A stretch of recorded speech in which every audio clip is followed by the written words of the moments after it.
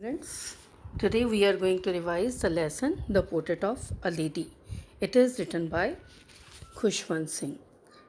Khushwant Singh was an Indian novelist, lawyer, journalist, and politician. And in this story, he draws a pen portrait of his grandmother. So, this is just a biographical note given by Khushwant Singh. It is his insight about her through his own eyes. He beautifully unfolds his relationship with her. Her means her grandmother, while describing her appearance and daily activities. The very first stage we find appearance of the grandmother when he was living with her in the village. So Khushwant Singh lived in a village with his grandmother as his parents were looking for a chance to settle down in the city. She woke him up, helped him get ready, coated his wooden slate, prepared his breakfast, and accompanied him to school. They fed street dogs with stale chapatis on their way, which was a great fun for them. She took care of all his needs. She was quite dynamic and active. She helped him in his lessons also. During this period, she was the exclusive, undisputed custodian, mentor, and architect of Khushwant. He remembers her as an everlasting old person, a very old lady with a wrinkled face. He had seen his grandmother the same for the last 20 years. It is difficult for him to conceptualize that she too had been young and pretty once like other women. She appeared so old that it was hard for him to believe that she had once been young and pretty. And the stories about her childhood games, they were like fairy tales to him. The reason was that he had always seen her as an old lady. She was short, fat, and a little stooped in appearance. Her silvery white hair used to spread out on her wrinkled face. She was also an extremely religious person. The author remembers her limping around the house in spotless white, with one hand resting on her waist to balance her stoop and the other busy in telling the beads of her rosary, while her lips moved constantly in silent prayers. She was not pretty in the traditional sense, yet her serenity made her beautiful. Perhaps she was not beautiful in a temporal sense, but she looked extreme beautiful with the peacefulness, calm, and contentment that her face reflected. And after that, we find the second stage in the story, that is a turning point of their friendship when they shifted in city. So the turning point of their friendship came when they moved to the city to stay with the author's parents. Though they shared the same room, his grandmother no longer accompanied him to the school since he started traveling by a bus. When they were living in village, she used to accompany him, but here the author started traveling by bus. As years rolled by, they saw less of each other as Kushwant got busy with his studies and he hardly had any time to spend with her. His role in his upbringing greatly reduced as she could not accompany him to the school and was able to spend very less time with him. There were no dogs in the street, so she took to feeding the sparrows, and this daily activity helped in combating her loneliness.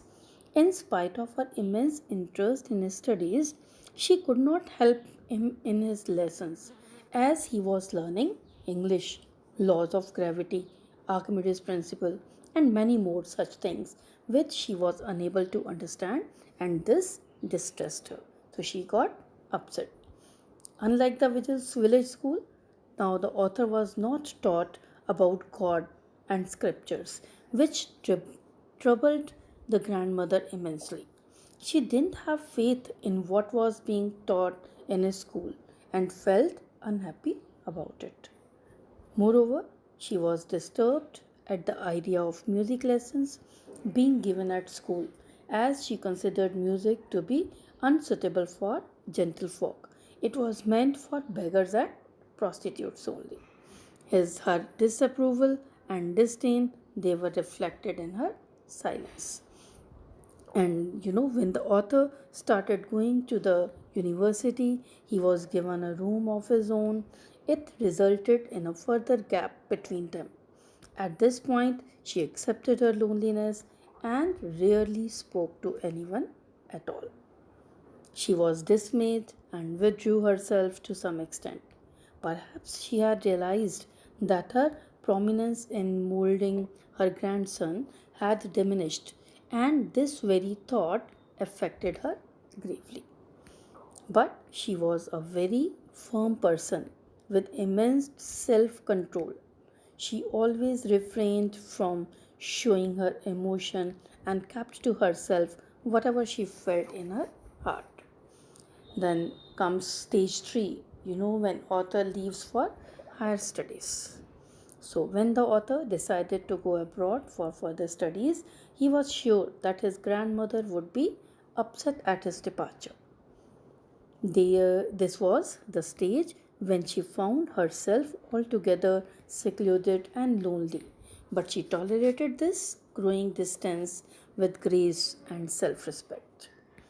And this was the stage when she found herself altogether secluded, but she tolerated this growing distance with grace and self respect.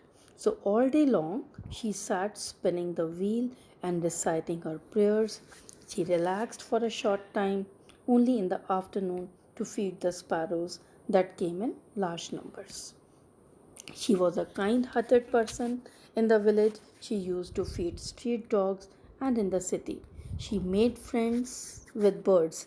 They too became very friendly with her.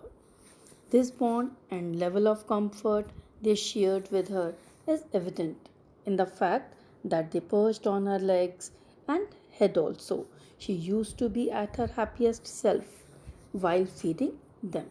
And she came to the railway station to see him off, but didn't show that she was upset. She was absorbed in her prayers, telling the beads of her rosary. She silently kissed his forehead, which the author thought could be supposed the last of their physical contact. He thought so because she was very old and may not survive till he completed his education and came back to his home. Then comes stage 4, that is author's homecoming. So, when the author returned after 5 years, he didn't find any change in his grandmother. He found her even more religious and self possessed than earlier.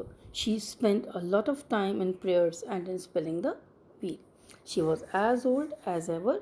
She remained absorbed in her prayers.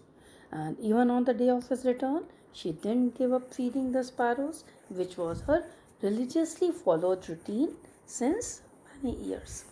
And feeding the sparrows was her only happy activity of the day.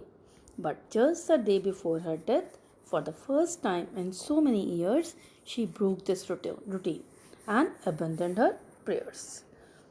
In the evening, for the first time ever, she did not pray, and she collected several ladies of the neighborhood and sang songs related to the homecoming of the warriors.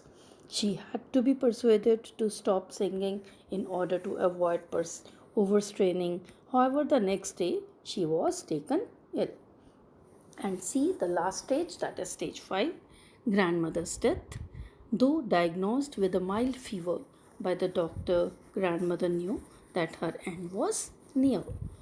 And she decided to spend the last few hours of her life reciting prayers and telling the beads of her rosary.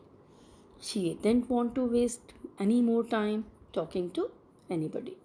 She was distressed that she had neglected her prayers just before the final exit from the world.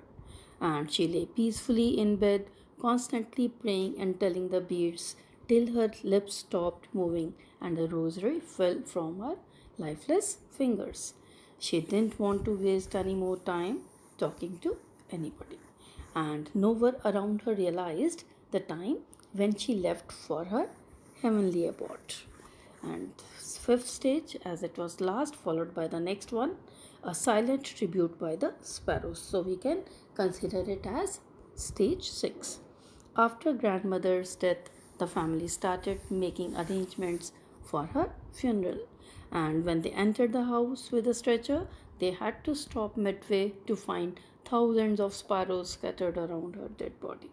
And the sparrows flew in to mourn her death and sat around the body in complete silence.